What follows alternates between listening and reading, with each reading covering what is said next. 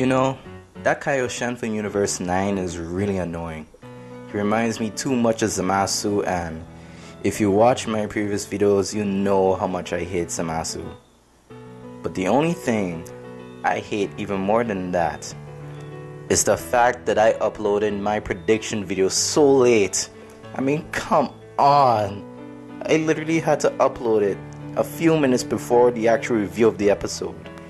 I tried uploading it last night, had some problems with Wi-Fi, tried to upload it this morning, also had Wi-Fi problems, then I had to go out, and I tried to upload it when I came back, having a few problems, and I finally get uploaded while watching the episode.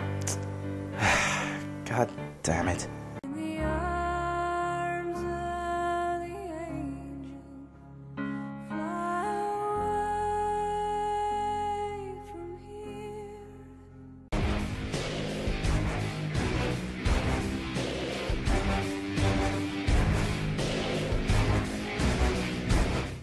Well, this is officially the episode for all Gohan fans here.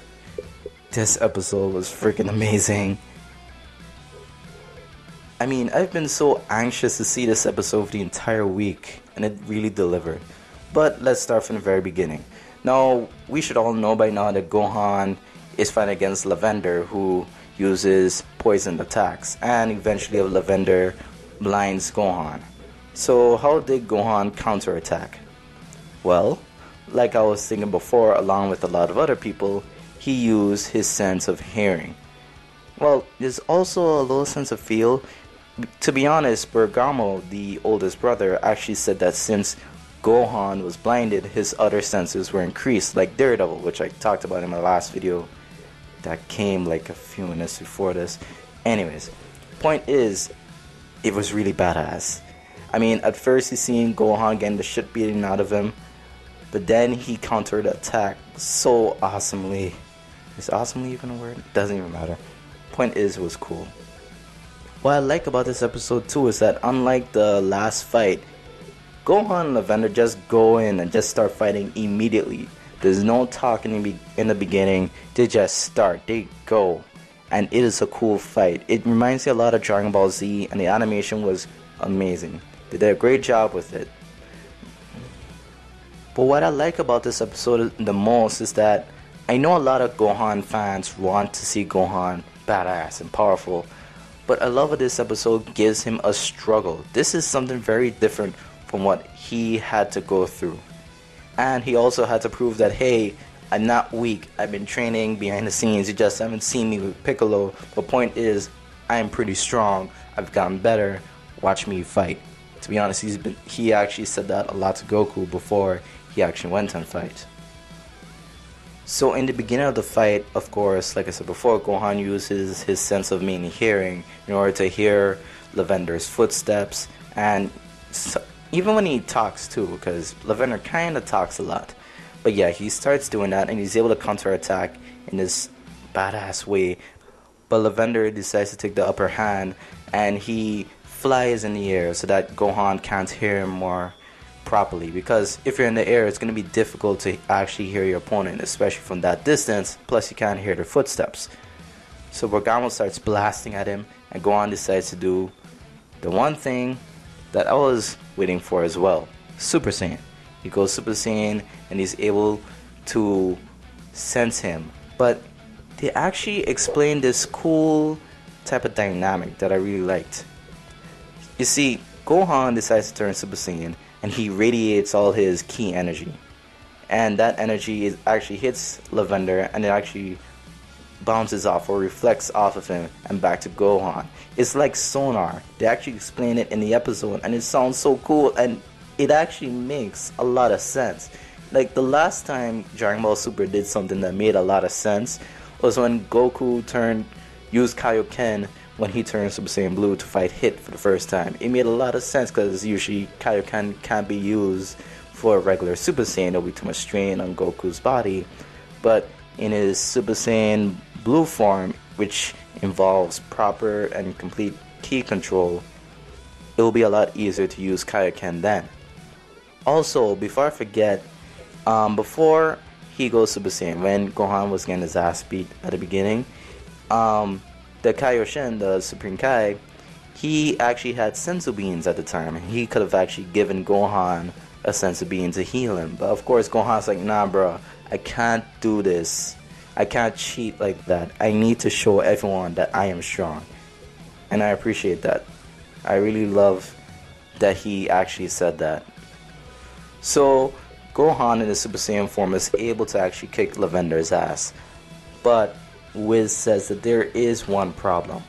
His Super Saiyan form actually allowed the poison to circulate through his body a lot faster. And Gohan starts to get weakened by this poison.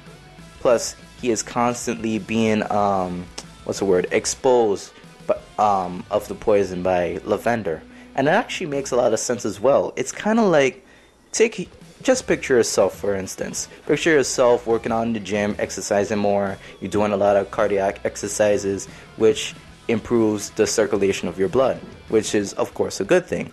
The only bad thing would be that if you were to get poisoned, that poison would be able to circulate through your body a lot faster than if your blood was circulating through your body very slowly. But you get the picture. So what does Gohan do? He still pushes through. He decides to endure it as much as possible to take him down. And at the end, Gohan grabs Lavender, brings him down. Lavender is knocked out, and Gohan stands up and he says, I won. And then he knocks out as well. And then the High Priest says, okay, it's a tie. And at that point, I'm like, bruh, Gohan stood up longer than Lavender. Gohan clearly won that. Lavender was knocked out before him, so that's Gohan's win. But anyways, I know a lot of people are going to talk about it, but yeah. Overall, I love this fight, and I can't wait to see where Gohan's training continues, if he will continue with Piccolo or continue with other people. And finally, at the end of the episode, there's a little bit of explanation. See, the Omni Kings decided to make this new rule here. It turns out for a while the Omni Kings thought that there are too many universes with too many mortals. So they're thinking, you know what, we might as well just get rid of it. It's like you having a lot of storage in your closet and you just want to throw it away, get it over with, So the Omni King basically uses Goku's request as a excuse to get rid of the other universes. But he also states that there's a certain ranking system. Apparently, if the strength levels of the mortals are too weak in that universe, if it's very low, then you're not in favor of actually surviving this whole tournament. And apparently, they said that Universe 9 is the lowest in that rank. They're the weakest. And they're saying Universe 7 is the second weakest. And I'm like, really? So the other universes are that strong? Are you sure? That all the universes will be destroyed except for Universe 1, 5, 8, and 12. Because apparently, I believe they're the most powerful, which is very interesting. And he also says that they're not going to participate, which I'm glad that they decided to come up with this rule. Because for a while I was wondering, if all the universes are going to come in and all the most powerful fighters come in this one universe, then how is Dragon Ball really going to continue after that, So I'm glad that they're kind of putting them on the side so that Goku and the others could have a challenge after this. But overall, guys, I love this episode. Gohan really awakens his fighting spirit, and I'm liking this new rule that they came up with at the end. They even announced it to all the gods of destructions and everything. Oh, and before I forget, they also say that everyone in those universes will be destroyed except for the angels, which makes sense. Come on, the High Priest sons and daughters, he wouldn't want to kill them off. But either way, guys, what do you think of this episode? Do you think it was good? Do you think it was bad? Did you really think that Gohan kicked some ass? Leave it in the comments below, let me know. And as always, I'll see you guys next time.